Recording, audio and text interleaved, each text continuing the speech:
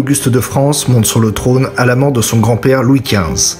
Le 11 juin 1775, en la cathédrale de Reims, il devient Louis XVI, dernier monarque de l'Ancien Régime.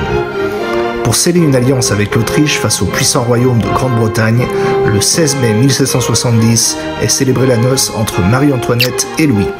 La consommation du mariage, loin d'être une affaire privée, va rapidement devenir une affaire d'État. Par sa descendance, c'est la monarchie tout entière que le futur roi doit pérenniser. Mais cette consommation ne sera effective que le 18 août 1777, soit plus de 7 ans après le mariage du dauphin. La nuit du vendredi 3 février 1775, sur environ 11h du soir ou minuit, des quidams mal intentionnés se sont présentés à la porte de Jean Puy, cabaretier boucher, au bas de Charlie, et ont frappé par différentes fois en demandant qu'on leur donnât du vin.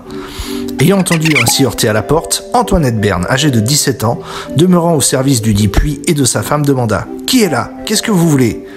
Il lui fut répondu « Nous voulons à boire !» À quoi elle répliqua qu'il n'était point dans l'usage de donner à boire à des heures si indues. Mais les particuliers persistèrent dans leurs mauvaises intentions et firent beaucoup de bruit. Sous prétexte du refus qui était fait de leur donner à boire, ils s'en prirent méchamment aux portes et aux fenêtres de la boutique de la boucherie. Mais ne pouvant y passer à travers, ils forcèrent alors la porte d'entrée de ladite boutique pour pénétrer dans le cabaret adjacent. Étant à l'intérieur, ils découvrirent qu'il y avait une douzaine de personnes qui étaient couchées dans les chambres de la maison. Mais de son lit, la femme Puy, Claudine Fournet, 40 ans, entendant le bruit qui se faisait, appela son fils François Garnier, âgé de 17 ans, qui dormait à l'étage.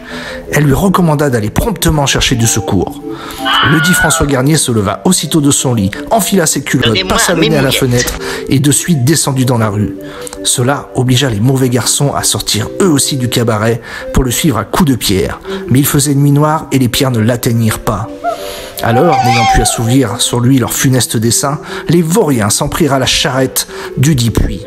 Mais le dit François Garnier fit ses efforts pour rattraper à temps la charrette et il réussit à l'arrêter. Alors tout essoufflé et courroucé, il adressa la parole à ses malfaiteurs sans toutefois bien les reconnaître. « Allez plus loin faire les polissons !» Pour toute réponse, il lui fut lancé encore une pierre qui fort heureusement ne l'atteignit pas. Cependant, la dite domestique de la maison, Antoinette Berne, était sortie elle aussi courageusement dans la rue. Et dans l'obscurité de la nuit, bien qu'elle n'identifiait pas les traits, elle reconnut parfaitement la voix d'Aimé Godard, surnommé Calvin, âgé de 21 ans, fils d'Étienne Godard. Elle cria à Garnier « C'est Calvin !» François Garnier invectiva alors le fils Godard. « Glorieux Calvin, tu ferais mieux d'aller faire le polisson au-devant de ta porte sans venir le faire ici. Viens-tu pour nous assassiner ?» Ayant été reconnu, Calvin préféra déguerpir avec les garçons de sa troupe, non sans avoir lancé une dernière pierre à la fille domestique. Lors de l'information de justice qui s'ensuivit, il fut révélé que les coupables étaient au nombre de 5, à savoir le dit fils Godard surnommé Calvin, entouré de 4 autres voyous. Et ils étaient en train de détacher la dite charrette pour lui faire dévaler la pente et la faire se fracasser à leur plaisir. Ces cabarets étaient nombreux à l'époque, dans les villes et dans les villages, ancêtres de nos bistrots. Il reste encore un fameux cabaret à Charlie, mais ceci est une autre histoire.